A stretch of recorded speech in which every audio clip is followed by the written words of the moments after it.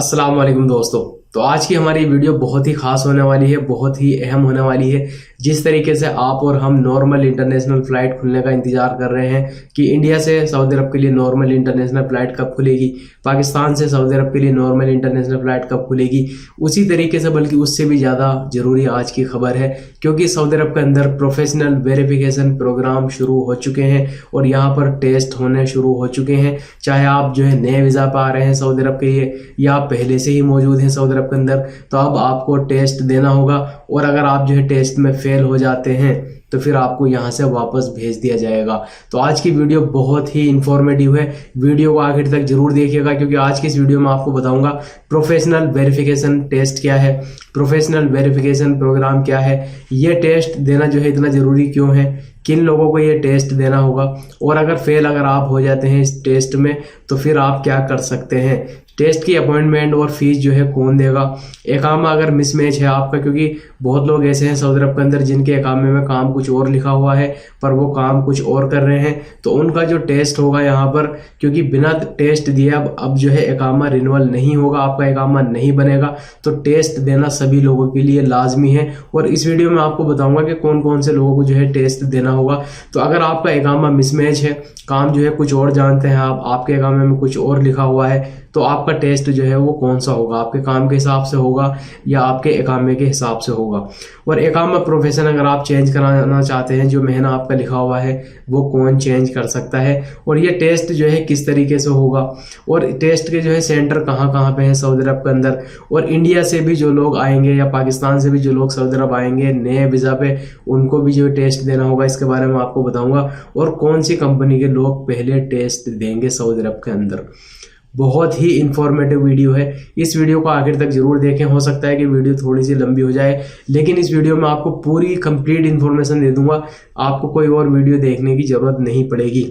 तो सबसे पहले यहाँ पर हम बात कर लेते हैं कि प्रोफेशनल वेरिफिकेशन प्रोग्राम क्या है, प्रोफेशनल वेरिफिकेशन टेस्ट क्या है और ये इतना जरूरी क्यों है। तो देखिए, सऊदी अरब के अंदर सऊदी गवर्नमेंट ने, ministry of human resource and social development ने ये प्रोग्राम शुरू किया है और इसका मकसद है सऊदी अरब के अंदर जो लेबर मार्केट है उसको बेहतरीन बनाना, बेहतरीन से भी ज़्यादा बेहतरीन बनाना, क्योंकि यहाँ पे बहुत लोग ऐसे हैं जो फेक सर्टिफिकेट के साथ में, फेक डिप्लोमा के साथ में जॉब कर रहे हैं, वो उस काम के अहल नहीं है लेकिन वो उस काम पर बैठे हुए हैं।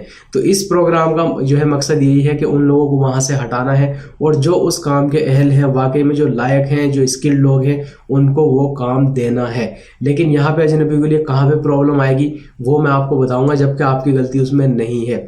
तो ये चीज़ मैंने आपको बता दी है कि ये लेबर मार्केट को बेहतरीन बनाने के लिए प्रोग्राम किया गया है और ये शुरू भी हो चुका है काफ़ी कंपनियों में। कंपनियों की लिस्ट भी मैं आपको दिखा दूंगा और आपका नंबर कब आएगा वो भी मैं आपको इस वीडियो में बताऊंगा।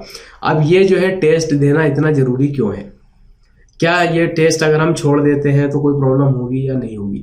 तो अभी सऊदी अरब की गवर्नमेंट ने जो रूल्स रेगुलेशन बनाई हैं उसका मकसद यही है कि अब आपका नहीं बल्कि सबका, जो भी लोग सऊदी अरब के अंदर आएंगे उन सबको टेस्ट देना होगा। अगर आप आमिल की वीज़ा पे हैं, लेबर की वीज़ा पे हैं, तो आपको कोई प्रॉब्लम नहीं है, आपको टेस्ट देने की ज़रूरत नहीं है। लेकिन इसके अलावा बाकी जितने भी महीने हैं लगभग सभी को टेस्ट देना होगा। बिना टेस्ट दिए आपका इकामा अब रिन्यूअल नहीं होगा और अगर आपका इकामा रिन्यूअल नहीं होगा तो आप फिर सऊदी अरब के अंदर काम भी नहीं कर सकते। अगर आपका इकामा रिन्यूअल नहीं होगा तो आप सऊदी काउंसिल ऑफ इंजीनियरिंग में भी मेंबरशिप आपको नहीं मिलेगी। जब मेंबरशिप नहीं मिलेगी तो आप यहाँ पे काम भी नहीं कर सकते, तो फिर आपको यहाँ से भेज दिया जाएगा। तो ये टेस्ट देना बहुत ही जरूरी है। अब यहाँ पर मैं आपको बता देता हूँ कि कौन सी कैटेगरी के लोगों को ये टेस्ट देना होगा। तो यहाँ पर सेटरिंग कारपेंटर है, ऑटोमेटिव मैकेनिक्स है, heating ventilation and air conditioning, welding, automotive electrician, painting electrician, car body repair, plumbing. तो ये तो मैंने आपको मोटे मोटे यहाँ पे कैटेगरी बता दी हैं, लेकिन जब आप इनको किसी एक पे भी क्लिक करके जब आप इनको देखोगे तो यहाँ पे लगभग जो कैटेगरी बताई गई है वो 9 कैटेगरी हैं। लेकिन किसी एक पर भी आप क्लिक करोगे तो उसके बारे में बहुत सारी कैटेगरी वहाँ पे खुलेंगी, जिसमें अलग अलग उसी कैटेगरी के अंदर जो अलग अलग काम है उसके बारे में वहाँ पर बताया गया है। मसलन अगर मैं प्लम्बिंग पे क्लिक करता हूँ, जो प्लम्बर यहाँ पे काम करते हैं, तो इसमें जनरल प्लम्बर है, प्लम्बर असिस्टेंट है, जनरल प्लम्बिंग है, pipe and tube line worker है, पाइप कूलर है, यानी बहुत सारे जो है इसमें यानी कैटेगरी आ जाएंगी। और जिस कैटेगरी में आप हैं, जिस कैटेगरी का आपका इकामा है, उसी के हिसाब से जो है आपको यहाँ पर टेस्ट देना होगा। और इसके अलावा यहाँ पर मैं बात कर लेता हूँ, सऊदी में जो मौजूद है उनको भी टेस्ट देना होगा, और जो नए वर्क वीज़ा पाएंगे उनको भी टेस्ट देना होगा। अब जो पहले से मौजूद है उनको भी देना है, और जो नए वीज़ा पाएंगे तो सऊदी अरब की गवर्नमेंट ने एक नई चीज़ जो है यहाँ पे बनाई है। जैसा कि आपको मालूम है कि जो भी सऊदी अरब का सफ़र करता है तो उसको पहले अपना मेडिकल भी कराना होता है। जैसे इंडिया की मैं बात करूँ तो गमका वालों को हायर कर रखा है उन्होंने, वहाँ से ही आपको अपना मेडिकल कराना होगा।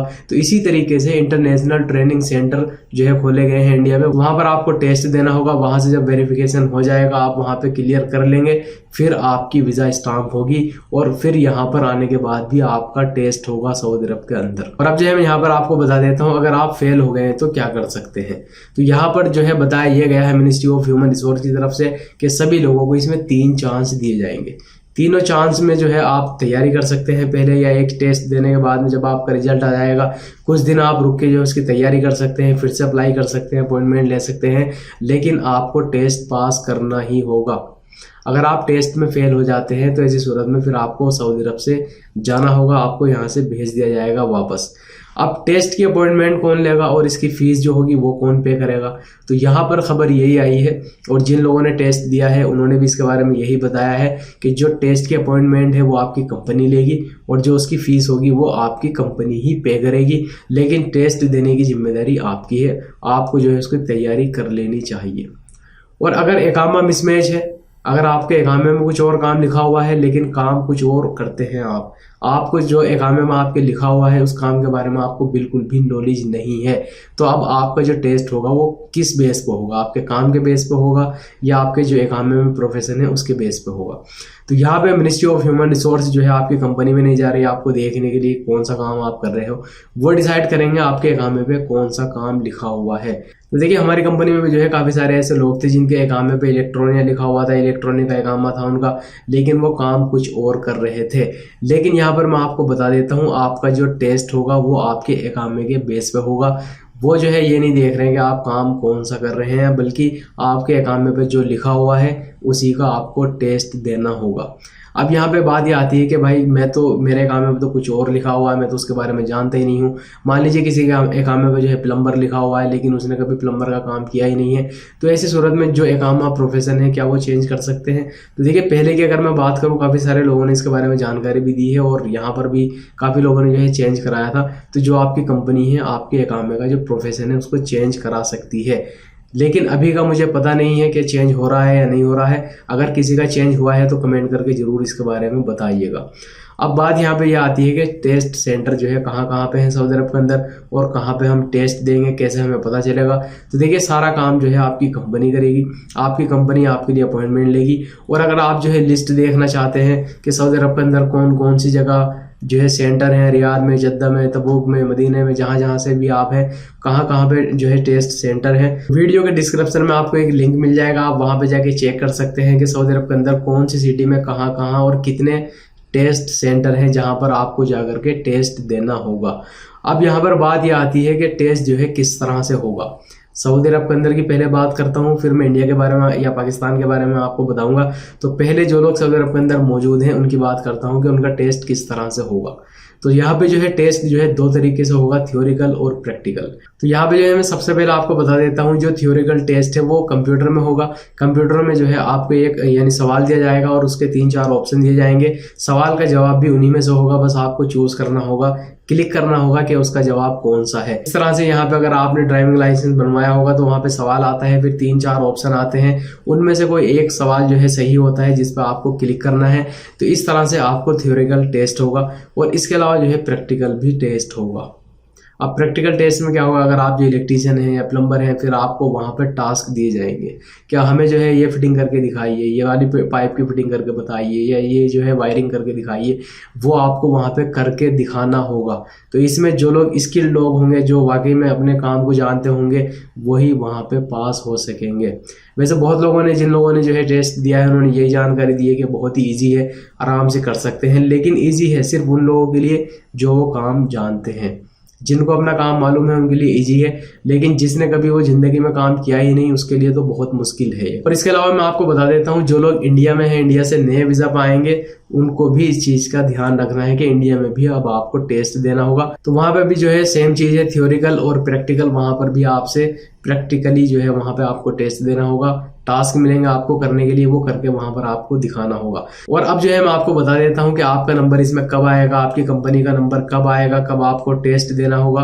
और इसका लिंक जो है मैं डिस्क्रिप्शन में दे दूंगा, वहां पर क्लिक करके भी चेक कर सकते हैं। तो सबसे पहले यहाँ पर जो बताया गया है, जिनका ऑलरेडी शुरू हो चुका है, वो मैं आपको बता देता हूँ कि जहां पर 3000 से ज्यादा लोग काम कर रहे हैं जिस कंपनी में, 1/7/2021 से शुरू हो चुका है वहां पर टेस्ट। और इसके अलावा जहां पर 500 लोगों से लेकर 2999 तक जो है लोग काम कर रहे हैं किसी कंपनी में, 1/9/2021 से शुरू हो चुका है। और इसके अलावा जिस कंपनी में 50 आदमी से लेकर 499 तक काम कर रहे हैं, 1/10/2021 यानी पिछले हफ्ते शुरू हो चुका है। और यहाँ पर 6 आदमी से लेकर 49 आदमी तक अगर किसी कंपनी में काम कर रहे हैं तो 1/11/2021 से शुरू हो जाएगा।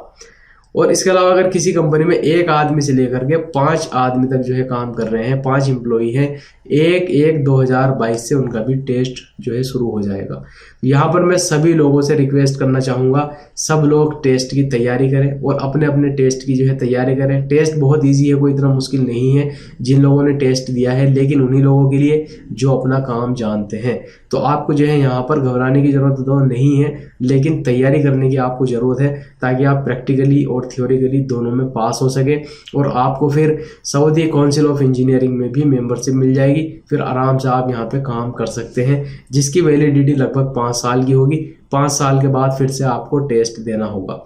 और जो लोग नए वीज़ा पे आना चाहते हैं वो भी खास जो है इसका ध्यान दें कि वहाँ पर अच्छे से काम सीखें, थियोरिकल प्रैक्टिकल आराम से जो है वहाँ पे टेस्ट दें, फिर यहाँ पर आने के बाद भी उनका टेस्ट होगा। तो इस वीडियो को ज़्यादा से ज़्यादा शेयर करें अपने दोस्तों के साथ में। वीडियो काफ़ी लंबी हो चुकी है, लेकिन इस वीडियो में मैंने आपको पूरी कंप्लीट जानकारी दे दी है। तो उम्मीद है ये वीडियो आपको पसंद आई होगी। अगर आप मेरे चैनल पर नए हैं, चैनल को जरूर सब्सक्राइब कर लीजिएगा।